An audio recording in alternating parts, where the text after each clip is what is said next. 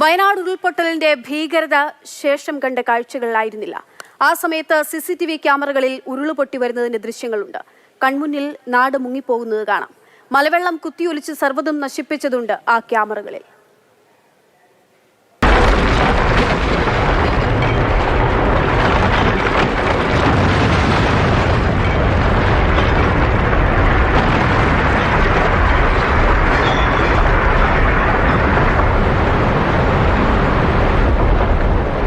ആ ഭയാനക രാത്രി ഉരുൾപൊട്ടൽ എങ്ങനെയാണ് ഈ നാടിനെ കവർന്നെടുത്തത് എന്നതിൻ്റെ CCTV ദൃശ്യങ്ങളാണ്. മുണ്ടക്കൈ പള്ളിയിൽ നിന്നും അതുപോലെ ചൂരൽമലയിലെ ചില കടകളിൽ നിന്നുമാണ് ദൃശ്യങ്ങൾ നമുക്ക് ലഭ്യമായത്. മുണ്ടക്കൈയിലെ പള്ളി പൂർണ്ണമായും തന്നെ തകർന്നിരുന്നു. ഹാർഡ് ഡിസ്ക് വീണ്ടെടുക്കുകയും അങ്ങനെയാണ് ദൃശ്യങ്ങൾ ലഭ്യമായത്.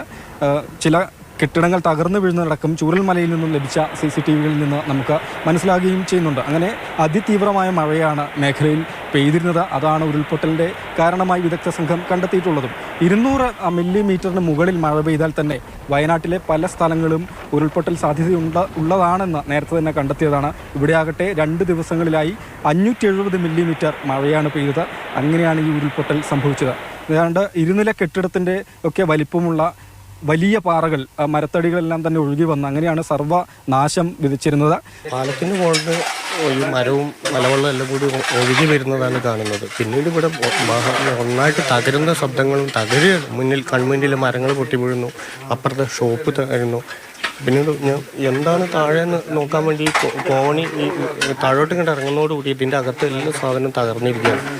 പിന്നെ ജീവനം വേണ്ടിയിട്ടുള്ള നെട്ടോട്ടാണ്. അപ്പോൾ അതിൻ്റെ വെപ്രാളത്തിൽ പിന്നെ രക്ഷപ്പെടാനുള്ള വഴികൾ ആലോചിച്ചങ്ങനെ രക്ഷപ്പെടുകയായിരുന്നു. ഇത് താഴെവശം പൂർണ്ണമായിട്ട് ഇത് കയറിയതുകൊണ്ട് താഴെയിലൂടെ പോകാൻ കഴിയില്ല. മുകളിലൊരു ഷട്ടർ ഉള്ളതുകൊണ്ട് മുകളിലെ ഷട്ടർ പൊന്തിച്ചാണ് അതിലൂടെ രക്ഷപ്പെട്ടത്. ഇല്ലായിരുന്നുവെങ്കിൽ പിന്നെ അപകടത്തിൽ പെടുമായിരുന്നു. മേഖലയിൽ ഇപ്പോൾ തിരിച്ചുവരവിനുള്ള ശ്രമങ്ങളാണ് നടന്നുകൊണ്ടിരിക്കുന്നത്. കടകളൊക്കെ വൃത്തിയാക്കിക്കൊണ്ടിരിക്കുകയാണ്. ദുരന്തഭൂമിയിൽ തിരച്ചിലും പുരോഗമിച്ചു വരുന്നു. പുഞ്ചിരിമട്ടം, മുണ്ടക്കൈ, ചൂരൽമല എന്നിവിടങ്ങളിലായി വളരെ കുറഞ്ഞ അംഗങ്ങളാണ് തിരച്ചിലിൽ പങ്കെടുക്കുന്നത്. NDRFിൻ്റെയും ഫയർഫോഴ്സിൻ്റെയും സിവിൽ ഡിഫൻസിൻ്റെയും കുറച്ച് അംഗങ്ങൾ തിരച്ചിൽ നടത്തിക്കൊണ്ടിരിക്കുകയാണ്.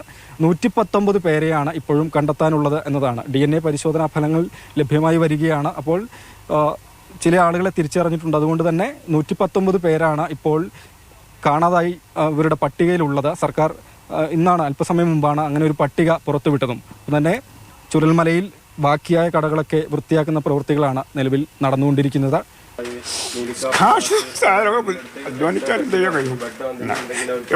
എൻ്റെ ജീവിതത്തിൽ 22 വയസ്സിലുണ്ടായിട്ടുണ്ട് ഞാൻ ഈ ചൂരൽമല വന്നിട്ട്.